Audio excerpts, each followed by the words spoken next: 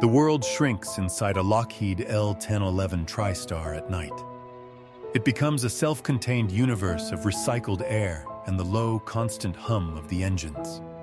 It's a sound you learn to love, a lullaby at 30,000 feet. My name doesn't matter. I was just one of the many faces trained to smile, to reassure, to serve. Our lives were measured in time zones and coffee pots, a routine so ingrained it felt like breathing. But routine can be a fragile thing. We were a superstitious bunch, us flight crews.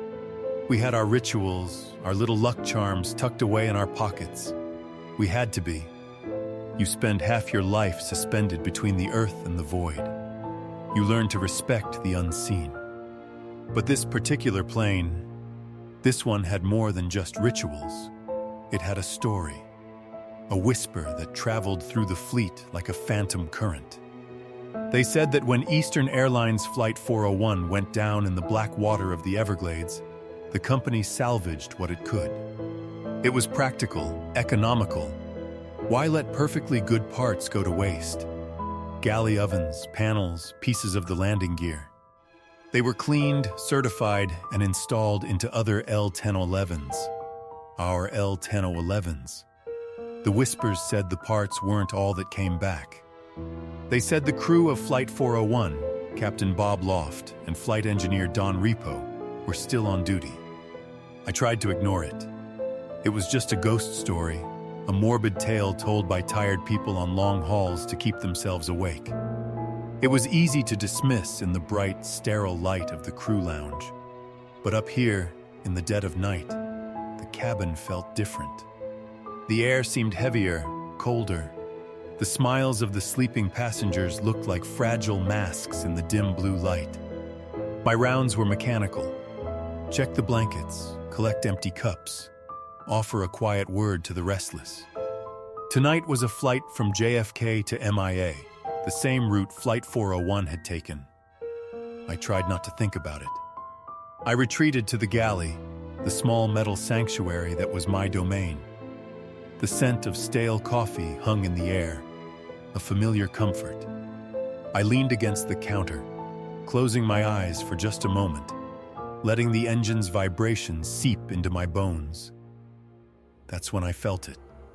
A sudden, piercing chill that had nothing to do with the aircraft's air conditioning. It was a localized cold, clinging to the space right in front of the forward oven. Goosebumps erupted on my arms. The hairs on the back of my neck stood on end.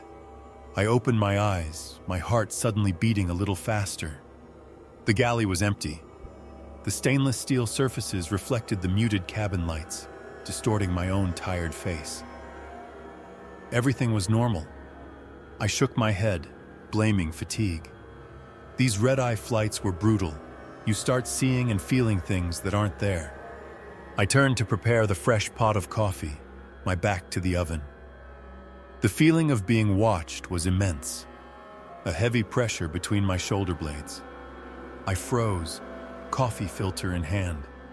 Every instinct screamed at me not to turn around, to just walk out, go back to the cabin, and forget it. But curiosity is a powerful, dangerous thing. I took a slow breath and turned. Nothing. Just the quiet, gleaming galley. And in the polished steel of the oven door, for less than a heartbeat, a man's face stared back at me. Not mine. It was pale with kind, tired eyes that seemed impossibly sad. Then it was gone, replaced by my own wide-eyed, terrified reflection. My breath hitched in my throat. The whispers were real. For a long moment, I could do nothing but stare at my own reflection, my heart hammering against my ribs like a trapped bird. I forced myself to breathe. In, out. It was a trick of the light. A passenger's face caught for a second in the warped steel. It had to be. I splashed cold waters on my face from the small galley sink, the shock of it a welcome anchor to reality. But the image was burned into my mind. The sadness in those eyes. It felt ancient. I stumbled out of the galley, trying to look composed. and nearly collided with Susan, our lead flight attendant. She was a veteran, unflappable. She took one look at my pale face, and her professional smile softened with something else, a flicker of understanding. "Everything okay?" she asked softly. I could only nod, unable to form words. She didn't press. She just gently guided me towards the main cabin. "Go take a seat for 5 minutes," she said. "I'll handle this." As I walked away, I felt her eyes on me, and I knew somehow that she knew. She had seen things too. The rest of the flight was a blur of forced smiles and autonomic responses. "More coffee? Another blanket?" My own voice sounded distant, disconnected. The cabin, once a familiar workspace, now felt like a haunted house, each shadow holding a potential secret, each reflection a possible threat. I found myself watching the other passengers. Were they oblivious? Or did they feel the strange chill in the air too? Later, as we began our initial descent, Susan approached me again. Her voice was a low whisper, meant only for me. "I need you to do the final cabin check." It was a routine task, but her eyes held a strange intensity. "And while you're at it, just peek into the flight deck. Don't say anything, just look." My blood ran cold, but I nodded, understanding this was more than a simple request. I walked the length of the aisle, the plane beginning its gentle tilt towards the earth. The passengers were stirring, gathering their things. I offered a few more smiles that didn't reach my eyes before reaching the cockpit door. I knocked softly and opened it just enough to peer inside. The view was always breathtaking. A sea of city lights spread out below us like fallen constellations. Our captain and first officer were focused, their conversation a series of calm, technical call-outs. Everything was normal, except it wasn't. There was a third person in the cockpit, sitting perfectly still in the flight engineer's jump seat. A man in an Eastern Airlines captain's uniform. He wasn't part of our crew. His face was turned towards the window, but I could see his profile, strong, defined, and utterly serene. The captain turned his head slightly, catching my eye in the doorway. "All set back there?" he asked. I blinked, and in that instant, the jump seat was empty. The space where the man had been just moments before now held nothing but empty air. The captain was looking at me, waiting for an answer. "All set, Captain," I managed to say, my voice trembling slightly. I closed the door, my hand shaking. When I returned to the galley, Susan was waiting. She didn't have to ask. The look on my face said everything. "That was Bob," she whispered, her voice barely audible. "Captain Loft." My fear was suddenly replaced by a profound, chilling certainty. We weren't just flying with salvaged parts. We were flying with a phantom crew. And as the wheels of the L-1011 touched down on the runway with a gentle bump, I wondered if they were just watching, or if they were helping us land. The walk from the gate to the crew lounge that night was the quietest I've ever experienced. No tired jokes, no complaints about the passengers. Just the soft scuff of our shoes on the polished terminal floor and a shared, unspoken knowledge that hung heavy in the air between us. We didn't talk about it. We couldn't. What would we even say? That our flight was watched over by the dead?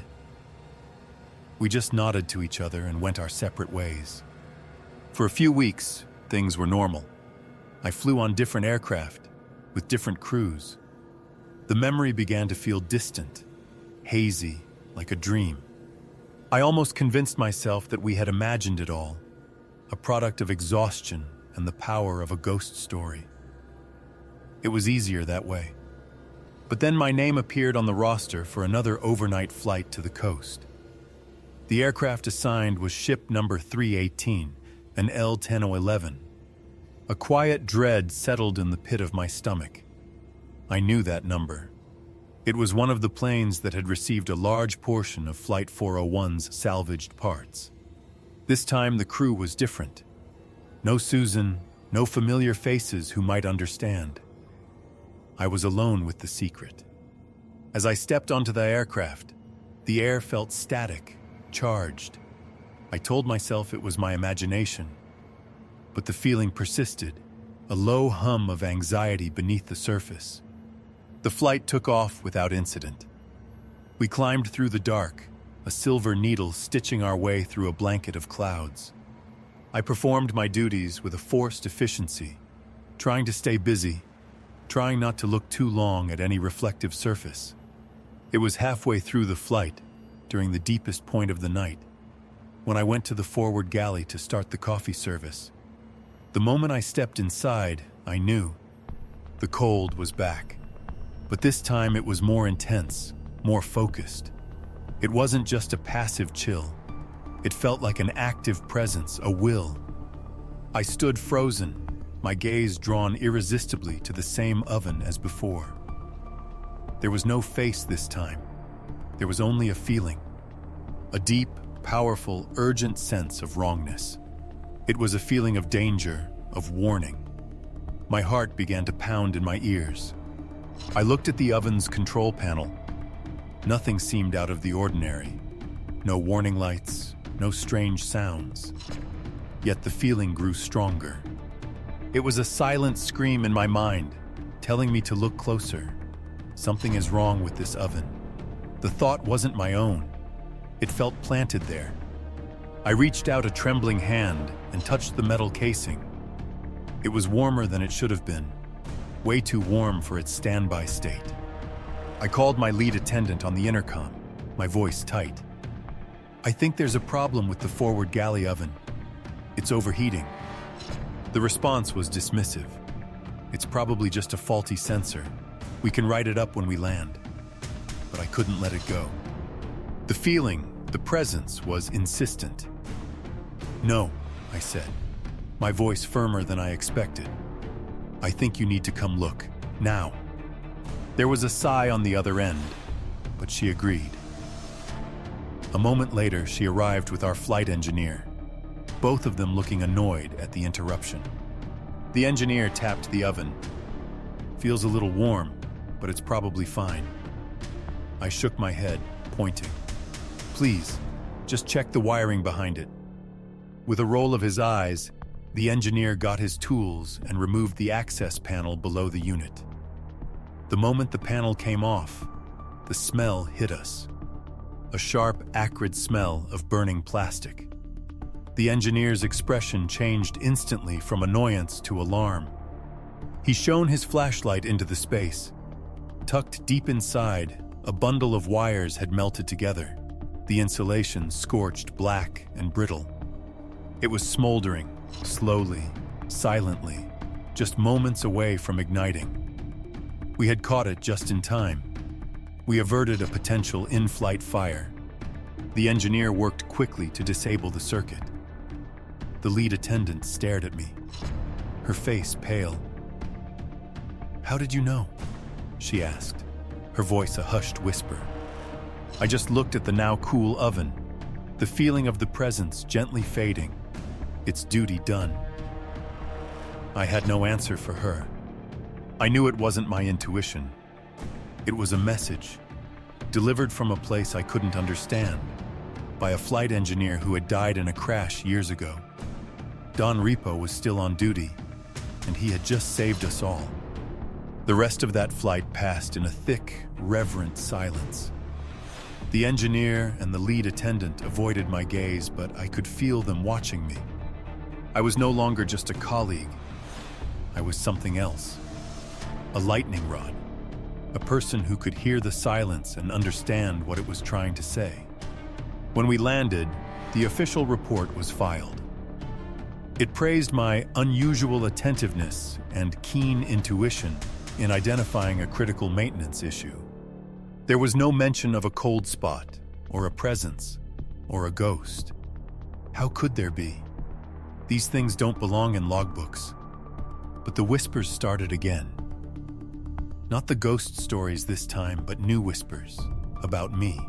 About the fire that wasn't. And then, another more interesting rumor began to circulate. Quietly, without any official announcement, Eastern Airlines began removing parts from its L-1011 fleet. Specifically, any component with a serial number that could be traced back to the wreckage of Flight 401. The hauntings, they said, were becoming too credible to ignore.